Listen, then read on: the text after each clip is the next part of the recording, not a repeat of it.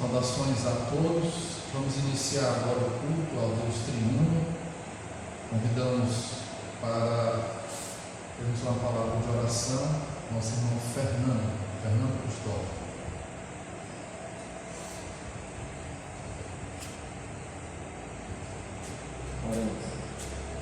Soberano e eterno Deus, nosso Pai rico em misericórdia, Senhor Criador de todas as coisas, Senhor único digno de toda a adoração, de toda a reverência, Senhor dos senhores, Senhor da igreja, Senhor da aliança eterna.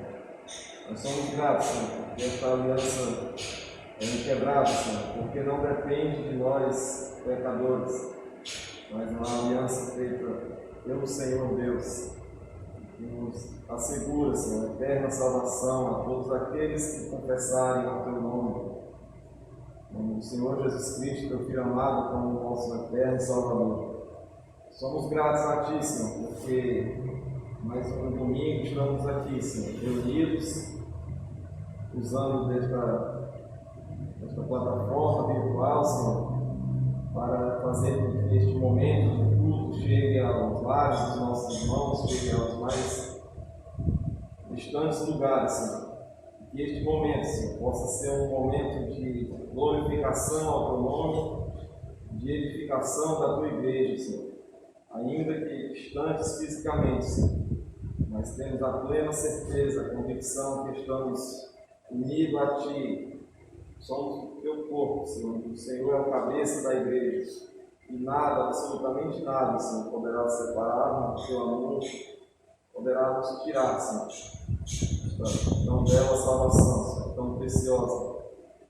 Tudo isso, Senhor, é mérito de Cristo, nosso Salvador. Nós apenas suplicamos, Senhor, todos os dias a Tua graça e o Teu perdão, Senhor.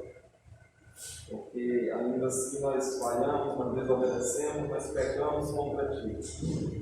E confiados na Tua graça, no Teu amor e na Tua misericórdia, Senhor, nós adentramos na Tua presença para cultuar o Teu nome no dia santo do Senhor.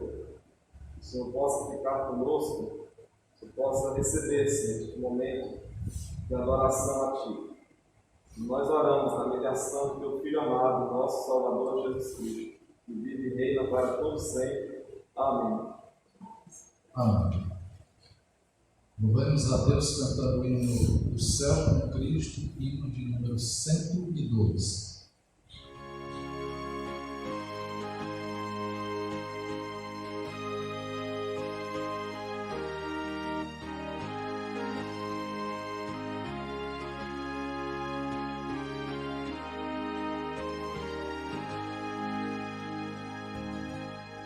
Depois que Cristo me salvou, em céu o mundo se tornou, até no meio do sofrer, eu tenho paz no meu viver. Oh, aleluia, assim é céu fruir, perdão aqui, na terra o mar, por onde for, com o Senhor é céu ali. Muito longe eu vi outrora o céu, mas quando Cristo me valeu, então senti meu coração entrar no céu da retidão. Oh, aleluia, assim é céu fruir, perdão aqui, na terra o mar, por onde for, com o Senhor é céu ali.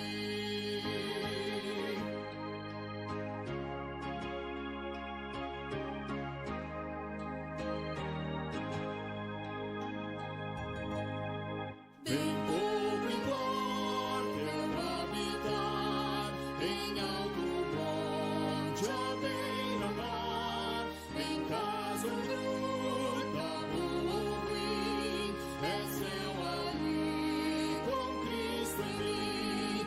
Oh, aleluia, assim é céu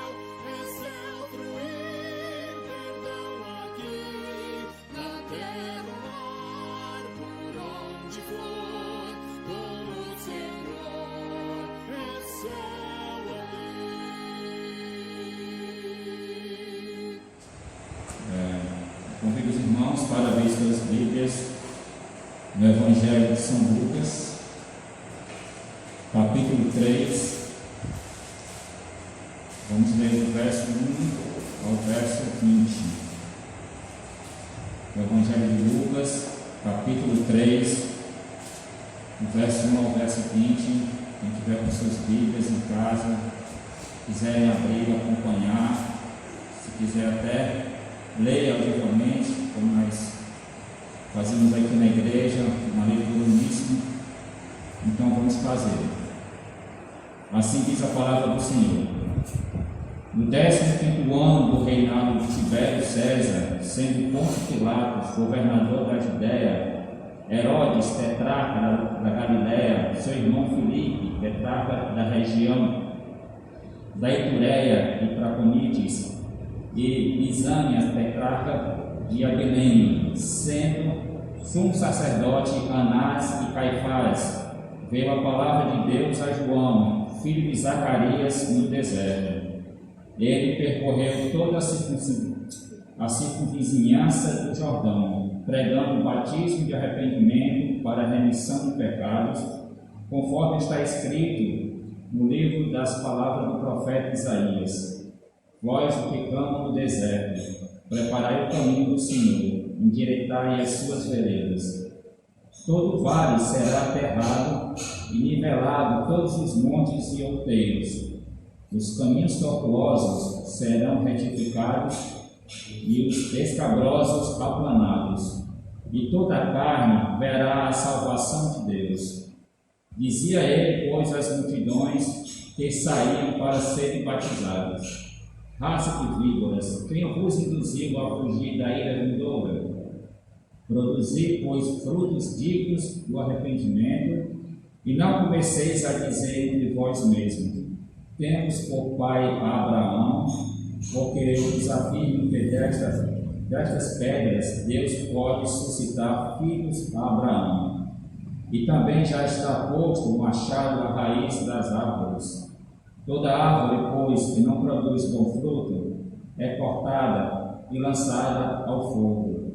Então as multidões interrogavam, dizendo: que havemos, pois, de fazer? Respondeu-lhe: quem tiver 2 túnicas, reparte com quem não tem, e quem tiver comida, faça o mesmo. Foram também publicanos para serem batizados e perguntaram: mestre, que havemos de fazer? Respondeu-lhes: não cobreis mais do que o estipulado. Também os soldados lhe perguntaram: e nós, que faremos? E ele lhe disse: a ninguém maltrateis, não deis denúncia falsa e contentai-vos com o vosso sogro. Versículo 15. Estando o povo na expectativa e discorrendo todos os seus íntimos a respeito de João, se não seria ele, porventura, o próprio Cristo, disse João a todos: eu, na verdade, vos batizo com água, mas vem que é mais poderoso do que eu, do qual não sou digno de desatar-lhes as correias das sandálias. Ele vos batizará com o Espírito Santo e com fogo. A sua pá ele tem na mão para limpar completamente a sua eira e recolher o trigo do seu celeiro. Porém, queimará a pá e fogo inextinguível. Assim, pois, com muitas outras exortações, anunciava o Evangelho ao povo. Mas Herodes, tetrarca, sendo repreendido por ele por causa de Herodias, mulher do seu irmão, e por todas as maldades que o mesmo Herodes havia feito, acrescentou ainda sobre todas as de lançar João no cálice. E assim foi a palavra do Senhor, que nós possamos nos alimentar a cada dia com essas palavras. Que a igreja dele seja a cada dia edificada. Vamos continuar adorando a nosso Deus agora com um grupo de louvor que vai entoar alguns cantos espirituais para a glória de Deus.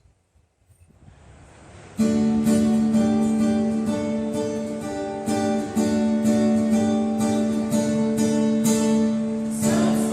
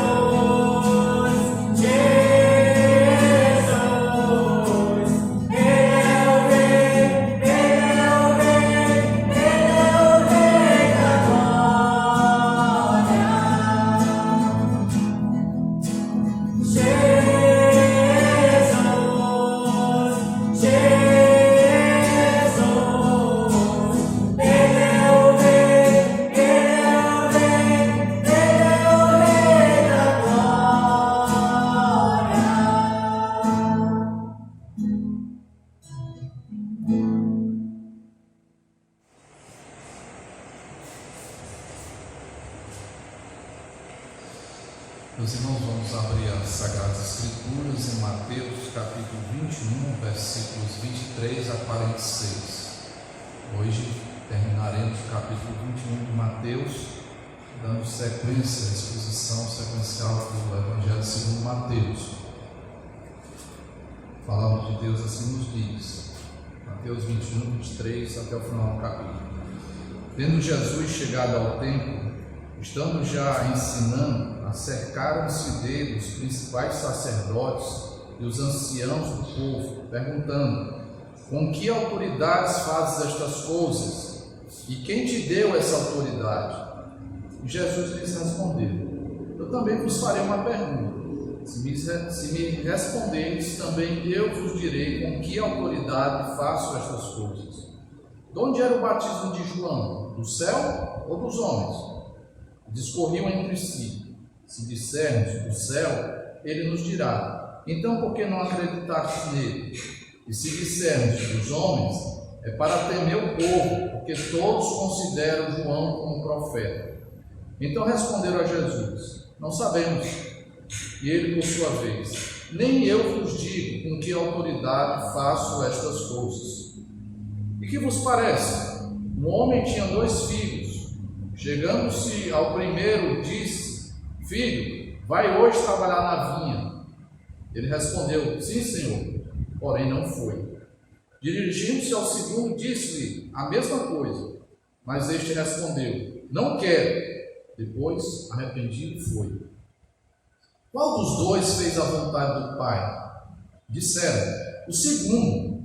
Declarou-lhe Jesus: em verdade vos digo que publicanos e meretrizes vos precedem no reino de Deus.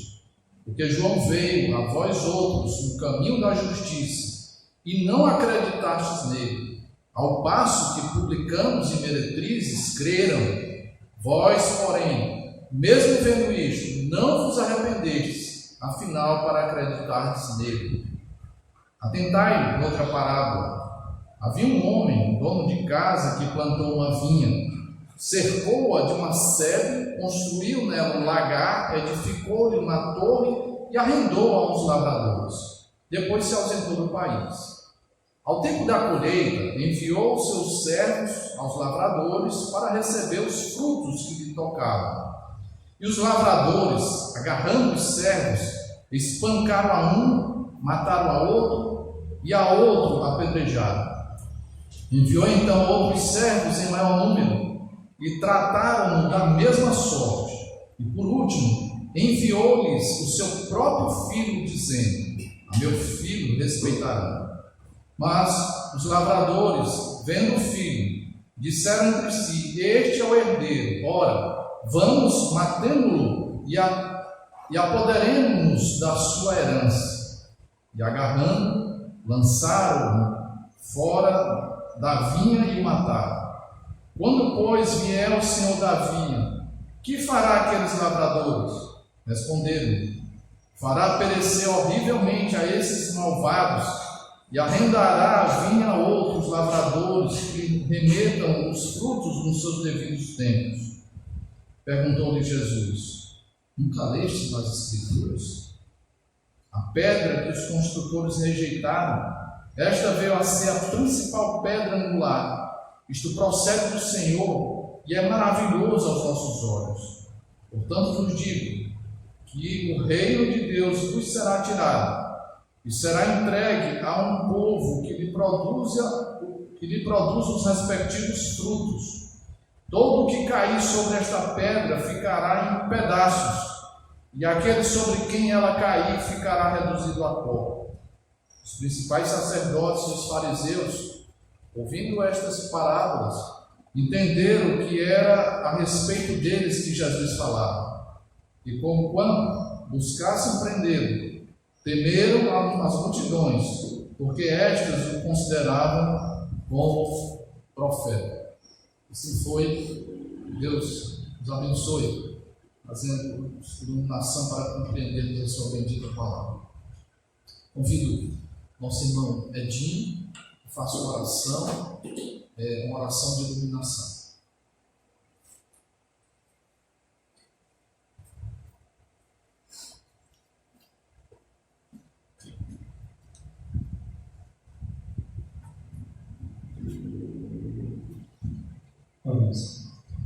Senhor Deus, Pai amado, Pai de infinita graça e misericórdia, é com grande alegria, Senhor Deus, que possamos transmitir a Tua palavra, Senhor Deus, como tu disseram. Neste momento, vamos te pedir uma vez, Deus, para o pastor Rogério, que irá ministrar, Senhor Deus, e que essa palavra possa ser propagada, Senhor Deus, a todas as pessoas da nossa igreja, pessoas visitantes, Senhor Deus, que possamos entender, Senhor Deus, a mensagem que será transmitida, que possamos abrir, Senhor Deus, os nossos corações, que possamos iluminar, Senhor Deus, com a Tua palavra, que tudo o que venha sair da boca do Teu servo, Senhor, venha por meio de Ti, Senhor Deus, e que cada vez mais, Senhor Deus, possamos diminuir e que o Senhor possa crescer, Senhor Deus. Fica conosco, Senhor Deus, durante o decorrer desse culto, fica conosco, Senhor Deus, no decorrer dos nossos lares, e nos abençoa, Senhor Deus. Perdoa, Senhor, os nossos pecados. É isso que eu te peço e agradeço no nome de Jesus Cristo. Amém, Senhor.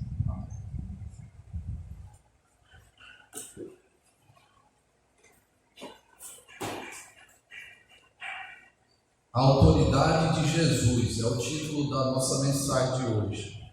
É um título bastante sugestivo e é importante que nós percebamos em que consiste a autoridade do grande rei, aguardado há séculos pela nação judaica.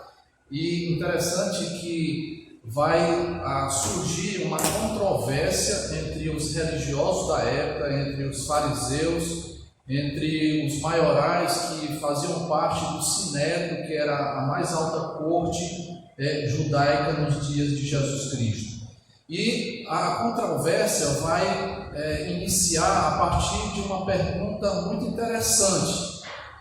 Os religiosos se achegam a Jesus Cristo e dizem o seguinte: tendo Jesus chegado ao templo, estando já ensinando, acercaram-se dele os principais sacerdotes e anciãos do povo, perguntando: com que autoridades fazes estas coisas? E quem te deu essa autoridade?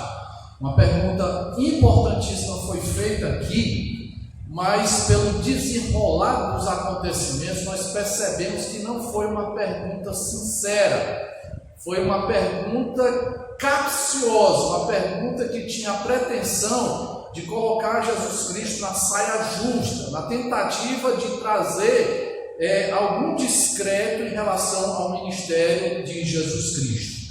Olha, a autoridade é algo muito importante. Se não houver autoridade nas várias instâncias que compõem a nossa sociedade, o mundo seria um verdadeiro caos. O Dr. Spru, por exemplo, falando dessa questão da autoridade, ele disse o seguinte: toda autoridade neste mundo é derivada, toda autoridade vem de Deus. Por exemplo, a autoridade que os pais têm sobre os seus filhos, que é a instituição mais básica da sociedade. Se os pais não exercem a autoridade dos seus filhos, isso compromete seriamente a educação dos menores. Nós podemos também perceber a autoridade, segundo o Dr. Spru, na relação entre empregadores e empregados. Existe uma hierarquia e os empregadores estão aí exercendo algum nível de autoridade sobre os seus empregados. A mesma coisa pode ser dita em relação ao governo sobre os cidadãos. O governo em qualquer instância, seja federal, estadual ou municipal. Os governantes estão aí para exercer autoridade, e um dos aspectos dessa autoridade é cuidar do povo. O Dr. Spru chega ao ponto de imaginar talvez uma situação de uma carrocinha, que também simboliza uma autoridade para ser exercida em relação aos cães que estão abandonados aí pela nossa cidade. Então a autoridade é uma coisa boa, apesar de essa palavra estar meio que desgastada e as pessoas olharem com desconfiança, para a questão da autoridade. A autoridade é algo bom, é algo que vem de Deus, mas toda autoridade, como diz o Dr. Spru, é delegada, se deriva da autoridade maior, que é a autoridade do nosso Deus. Ninguém tem uma autoridade inerente ou intrínseca como o nosso Deus tem. E perceba aqui que nessa passagem toda a discussão vai ser iniciada pela questão da autoridade. Os religiosos perguntam: com que autoridade tu fazes estas coisas? Aí Jesus Cristo responde a essa indagação, como já dissemos, não foi uma indagação sincera, foi capciosa. Ele responde com uma outra pergunta, como era típico, né, dos rabinos da época. Jesus Cristo tem uma estratégia magistral. Não pense que Jesus Cristo está fugindo daquela discussão, quando ele coloca aparentemente um outro tema. Quando ele menciona João Batista, versículo 25. De onde era o batismo de João? Do céu ou dos homens?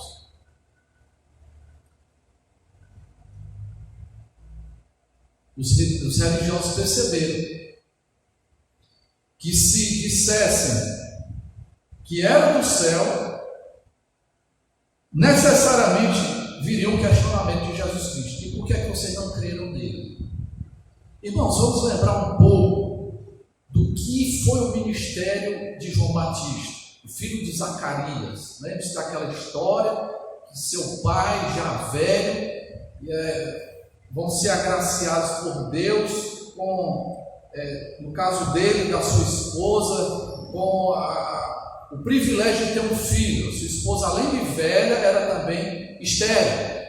E o Senhor Deus, que domina sobre todas as coisas, de uma forma muito precisa, além dele ter proporcionado uma alegria àquela família ter o privilégio de cuidar de uma criança, essa criança seria alguém muito especial. Diz o texto sagrado que desde o momento em que ele estava no ventre da sua mãe, ele estava cheio do Espírito Santo de Deus.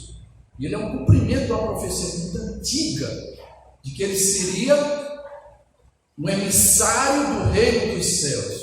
Ele seria a voz que clamaria no deserto, chamando a atenção dos povos que estavam no entorno ali do rio Jordão, de que um novo momento se estabelecia na nação israelita. O reino de Deus era chegado. Se o reino de Deus era chegado, é porque o rei supremo, já era presente no mundo. E percebe que seu ministério foi exercido naquelas regiões inóspitas, no deserto. Apesar disso, as multidões afluíam para ouvir a mensagem de João Batista. E João Batista conclamava as pessoas a se arrependerem, a mudarem de atitudes. E diz o texto que aqueles que eram considerados como a escória da sociedade, esses davam boas-vindas àquela mensagem e se arrependiam dos seus pecados. No entanto, os religiosos da época encaravam com muita resistência o ministério de João Batista, não o reconheceram como profeta de Deus, como cumprimento das profecias antigas. E a mensagem de João Batista era essa: olha, vai vir aquele, referindo-se a Jesus Cristo, que é mais poderoso do que eu, e eu não sou digno nem de desatar-lhes as correias da sua sandália. Ele tem uma autoridade maior do que a minha, e mais do que isso, ele vai batizar com o Espírito Santo de Deus. Ele tem uma autoridade tal que ele vai também trazer um juízo. Aí ele usava de uma figura de um cortador de lenha, dizendo que o machado já estava posto na árvore e que aqueles que não se arrependessem dos seus pecados certamente receberiam um juízo da parte de Deus. Em outra ocasião, João Batista, vendo o Filho de Deus passando, disse: eis o Cordeiro de Deus que tira o pecado do mundo. Então, a primeira coisa que nós precisamos perceber nesse texto aqui, irmãos, é que a autoridade de Jesus precisa ser conhecida. Por isso que era tão importante Jesus Cristo remeter a memória daquele povo, a uma memória recente, ao ministério de João Batista. Porque se os religiosos da época tivessem reconhecido que João Batista vinha da parte de Deus, de que João Batista era um profeta que apareceu após 400 anos de silêncio, quando o Antigo Testamento foi fechado, quando a lista dos primeiros livros sagrados foi completada, e depois desse silêncio de 400 anos aparece novamente um profeta da parte de Deus, a ponto de Jesus Cristo dizer: olha, ele é o maior homem nascido de mulher.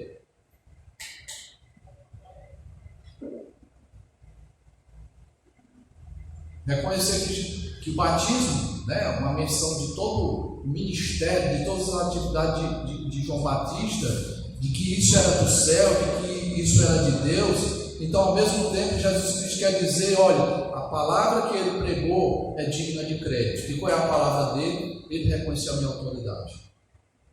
Eu tenho autoridade para tirar pecados, ou seja, para perdoar os pecadores. É isso que Jesus Cristo aqui está na iminência de fazer. Lembre-se que Mateus está tratando da última semana de Jesus Cristo. Provavelmente esse diálogo travado, essa controvérsia entre Jesus e os religiosos aconteceu na terça-feira. O batismo de João, a obra de João, é do céu. A mensagem dele reconhece a minha autoridade. Eu sou o Messias aguardado. Eu vou morrer pelo meu povo para tirar os seus pecados.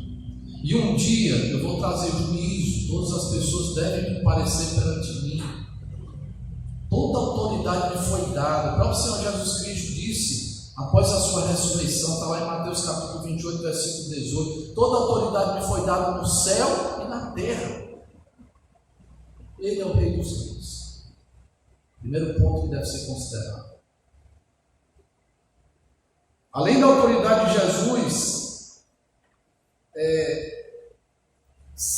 ser reconhecida, ser conhecida, ela precisa ser reconhecida, ou seja, ela precisa ser acatada.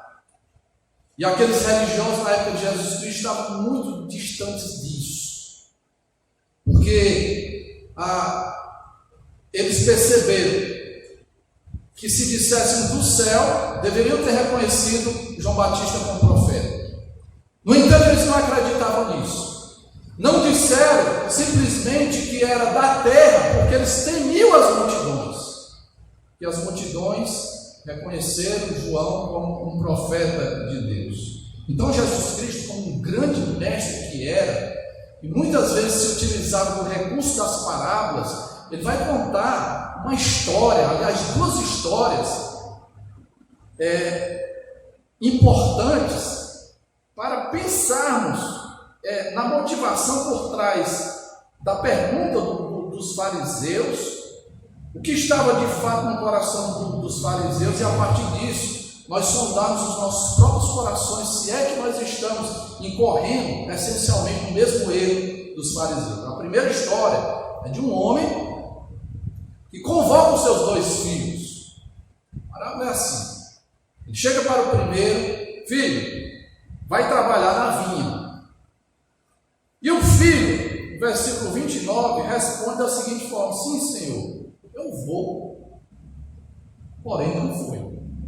Enquanto que o outro filho, o segundo filho, na mesma ordem dada, e estranhamente o filho diz o seguinte: olha, eu não vou. Se recusou a cumprir a vontade do seu pai, porém se arrependeu e obedeceu ao seu pai. Jesus Cristo contou essa história pensando justamente nos seus inquiridores, dizendo o seguinte: veja a aplicação que ele dá. Finalzinho do versículo 31. Declarou-lhe Jesus: em verdade vos digo que publicanos e meretrizes vos precedem no reino de Deus. O que ele queria dizer com isso?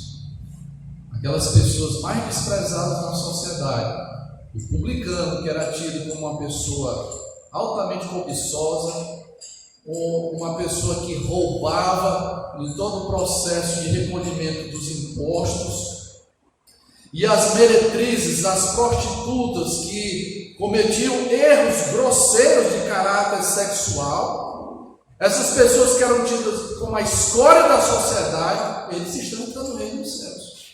Enquanto que vocês, que se auto-intitulam doutores da lei, vocês que dizem professar culto a Deus, que estão preocupados com as coisas de Deus, vocês estão fora do reino. Versículo 32. Porque João veio a vós outros no caminho da justiça, e não acreditaste nele, ao passo que publicanos e meretrizes creram. Vós, porém, mesmo vendo isso, não vos arrependestes, afinal, para acreditardes nele. Veja que pancada que Jesus Cristo dá contando essa história. Vocês são semelhantes àquele primeiro filho, que disse: eu vou, meu pai, eu vou fazer a tua vontade. Mas não fez. Discurso bonito, mas sem atitude, sem obediência. Era isso que caracterizava os religiosos na época de Jesus Cristo. Dr. Sproul imagina também um diálogo muito interessante, que vou tentar reproduzir aqui, talvez de um publicano que ouviu falar de João Batista. Ouviu falar de um cara estranho que se veste de uma forma muito simples, pele de camelo, que se alimenta de gafanhotos e mel silvestre e que habita regiões desérticas. E esse homem está chamando a todos ao arrependimento, a entrarem no reino dos céus, porque o reino dos céus está próximo. Não dá para mim não. Eu vou ganhar dinheiro. Aí o Dr. Sproul imagina que esse publicano, ao tentar conciliar o sono, vem o peso na consciência. Dinheiro não é suficiente. Eu preciso do perdão de pecados. Eu vou ver esse homem de Deus lá no deserto. Aí ele imagina também o meretriz. Tem um profeta de Deus chamando todos ao arrependimento. Não, eu não quero me expor a isso. Eu não quero me expor à opinião pública. Afinal de contas, esse é meu ganha-pão. É a profissão mais antiga do mundo. Eu preciso me prostituir para dar o pão, inclusive para os meus filhos. Não dá. Não dá para seguir esse profeta. Mas é à noite, a prostituta também não consegue conciliar o sono. E diz: eu preciso da purificação dos meus pecados. E a mulher foi lá procurar o profeta de Deus e se arrependeu dos seus maus caminhos. Aí Jesus disse: que vergonha para vocês, porque a quem vocês mais desprezam, esses estão no reino dos céus, enquanto que vocês estão completamente fora. Irmãos, a autoridade de Jesus é para ser conhecida e é para ser reconhecida o acatar. Deve ser obedecido. Não adianta nada você reconhecer e dizer: Jesus Cristo é o Filho de Deus, Ele é o Rei dos Reis, e chegar aqui envolvido por um clima, muitas vezes, como acontece na maioria das igrejas evangélicas, que as pessoas colocam fundo musical, que são muito hábeis de mover as emoções das pessoas e dizem: vem até a frente, erga o seu braço e assume um compromisso com Jesus Cristo, e você faz uma belíssima profissão de fé, mas é da boca para fora. Os justificados mediante a obra de Jesus Cristo, além de ter o perdão dos pecados, eles são obedientes ao Senhor. Publicanos e meretrizes até disseram no primeiro momento: não vamos, como o filho da parábola. Se recusaram a cumprir a vontade de Deus, mas no final eles se arrependem. O Dr. Sproul também diz que costuma-se dizer que a igreja está cheia de hipócritas, Pessoas tão falsas quanto os fariseus. Aí ele nega dizendo o seguinte: não, a igreja está cheia de pecadores.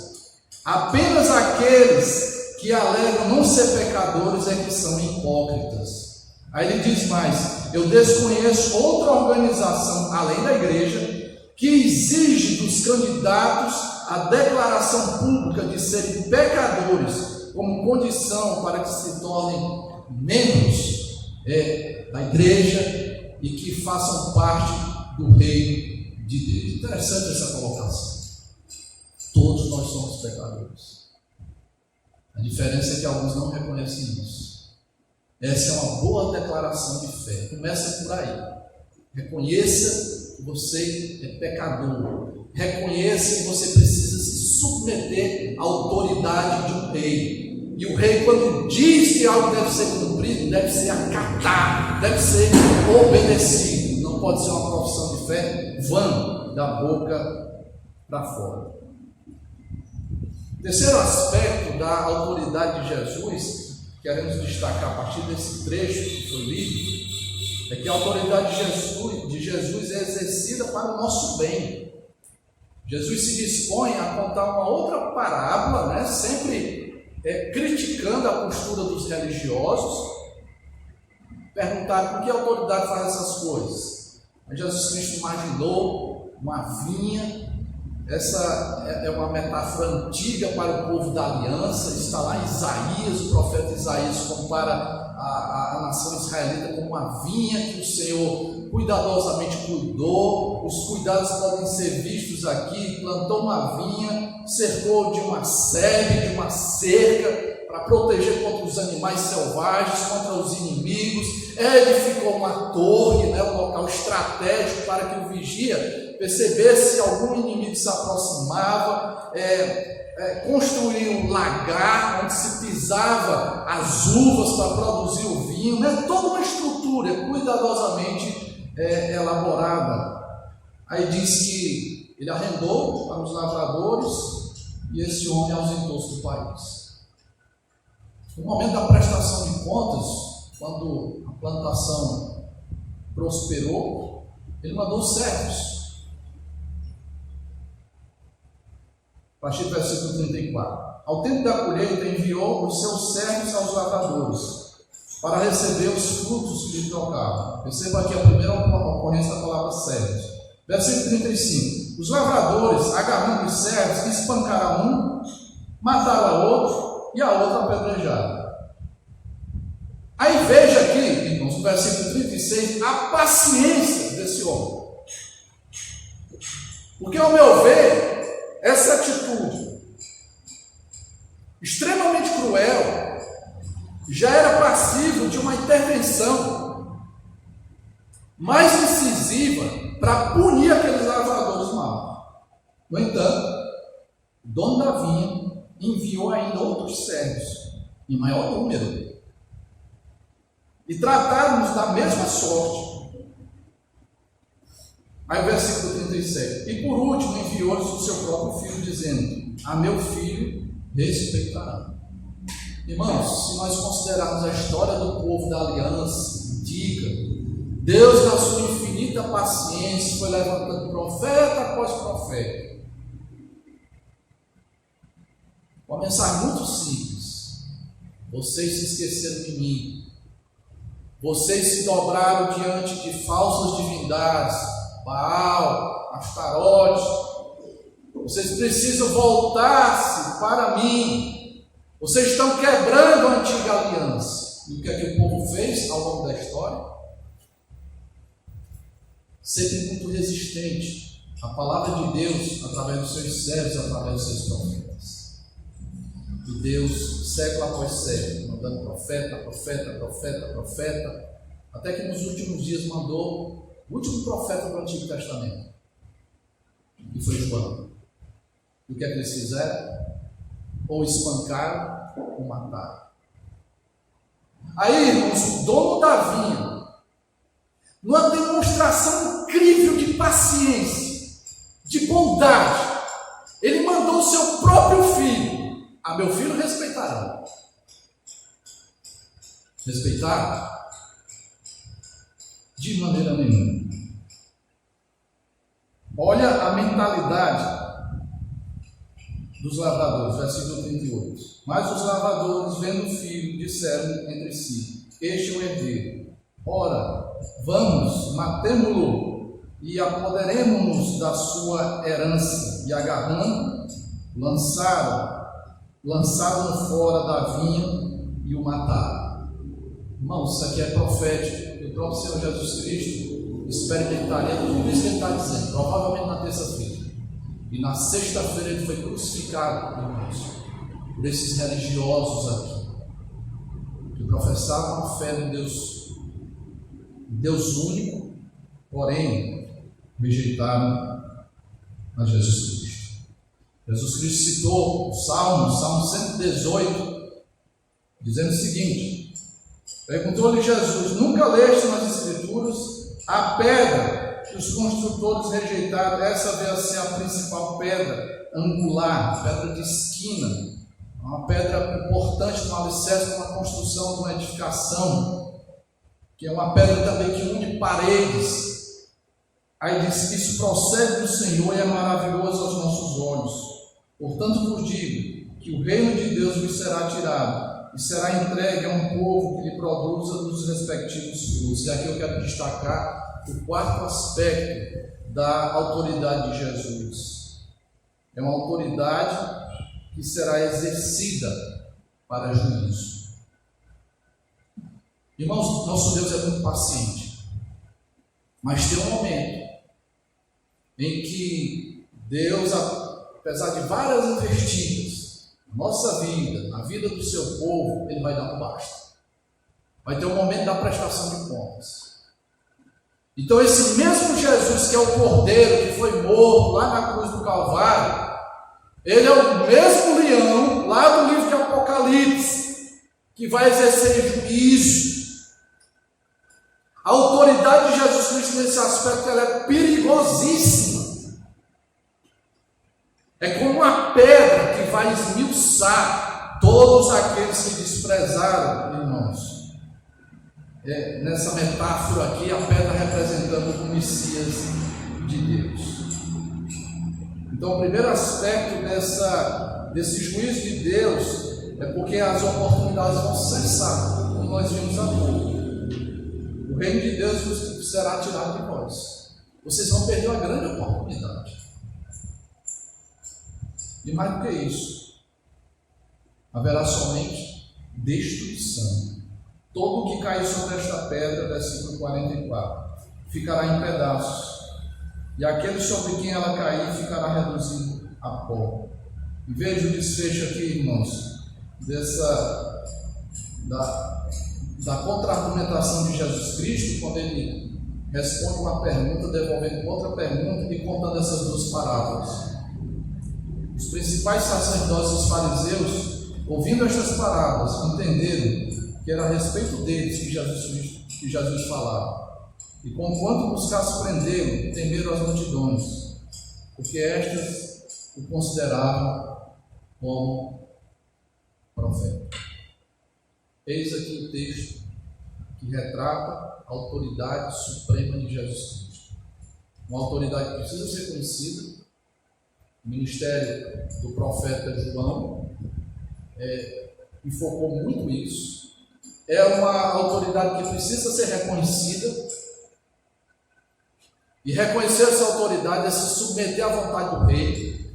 Como aqueles dois filhos, um disse: não vou, mas foi porque se arrependeu. E essa autoridade, ela é exercida para o nosso bem, na paciência do nosso bom Deus, levantando servo após servo, até que finalmente ele mandou o seu próprio Filho Jesus Cristo.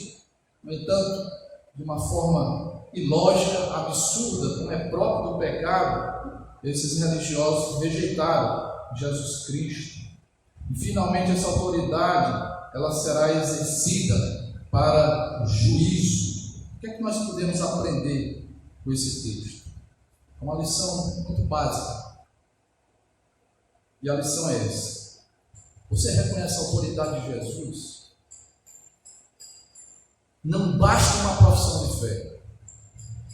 O justificado segue a Jesus Cristo obedecendo. Que tipo de pessoa é você?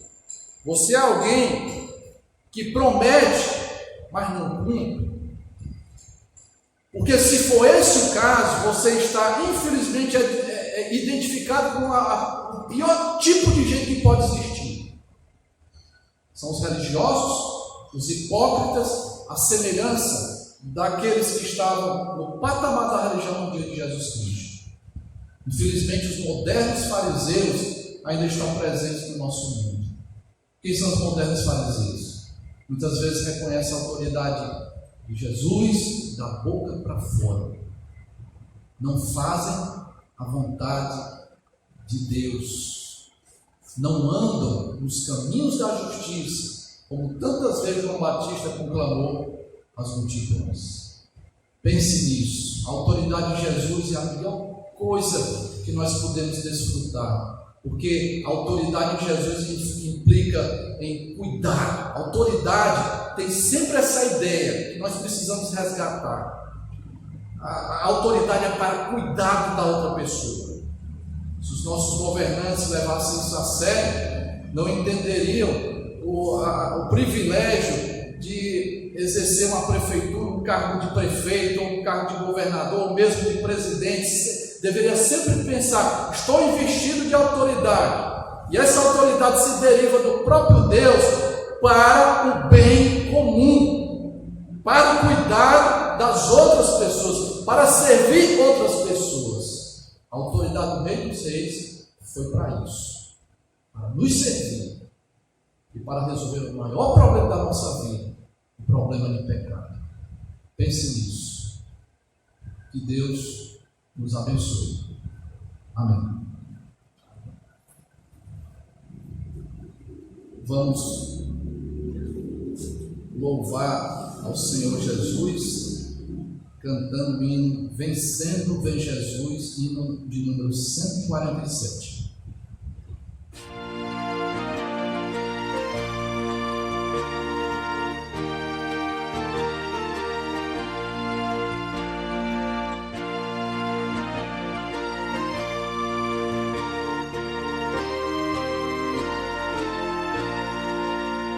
Quando a alma serpiosa chega a voz do Salvador, eis que logo reconhece ser Jesus o seu Senhor. Mas se o eu quer levantar-se e mostrar algum valor, vencendo vem Jesus. Glória, glória, aleluia. Glória, glória, aleluia. Glória, glória, aleluia. Vencendo vem Jesus. Neste mundo havermos crentes e ter sempre algum pesar, mesmo lutas e sabores nossa paz vem perturbar. Mas se o mal nos ameaça, de alegria nos roubar, vencendo vem Jesus. Glória, glória, aleluia. Glória, glória, aleluia. Glória, glória, aleluia. Vencendo vem Jesus.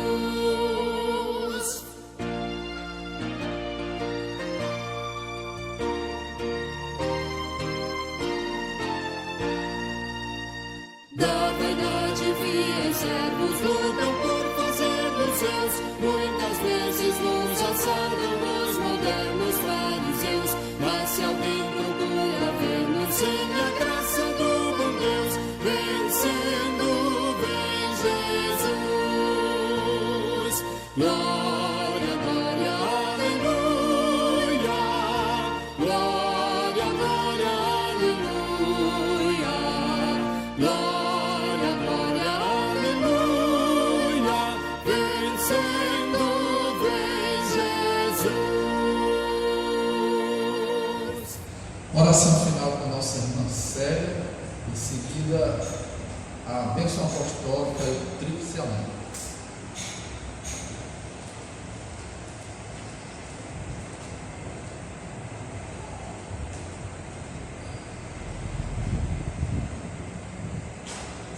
nós te damos graças, Senhor, por essa manhã, por estarmos aqui estudando a tua palavra, Pai. Senhor amado, nós te louvamos porque a tua palavra existe, Senhor, e através dela, Senhor, reconhecemos que somos pecadores, que necessitamos, Senhor, dia por dia do teu perdão e da tua misericórdia, Senhor. Que cada um, Senhor, que ouviu essa palavra, possa fazer uma reflexão, Senhor, da sua vida e possa reconhecer que necessita de Jesus para que os seus pecados possam ser perdoados. Guia, Senhor, as nossas vidas. Nos ensina a te buscar, nos ensina, Senhor, a ouvir a tua palavra e viver de acordo com ela. Em nome santo de Jesus, nós te pedimos graças por todas as bênçãos e pelo teu cuidado, Senhor. Amém. Receber a bênção. Que a graça do nosso Senhor e Salvador Jesus Cristo, que o amor de Deus, nosso Pai, que a comunhão, a consolação, o poder do Espírito Santo seja com todos nós, povo de Deus, hoje e sempre.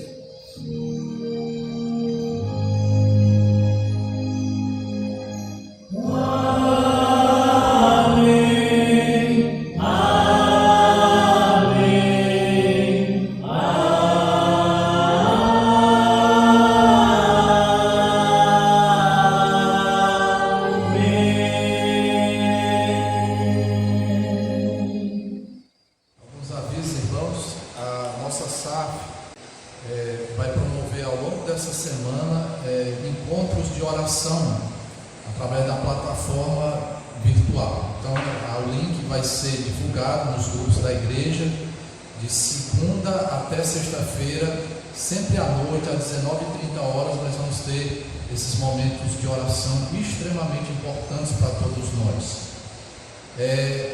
Aguardem também decisões que serão tomadas pelo Conselho ao longo da semana em relação à possibilidade de reabertura da igreja para os cultos presenciais. E quero também mencionar os aniversariantes da semana, o Cordeirinho Elias, filho da nossa irmã Letícia, filha da nossa irmã Letícia e do Sebastião. Ele vai aniversariar no dia 7 de maio, e a nossa querida irmã Melissandra, no dia 8 de maio. Que Deus abençoe ricamente a essa criança e a nossa irmã Melissandra. Excelente semana a todos, que Deus abençoe a todos. Amém.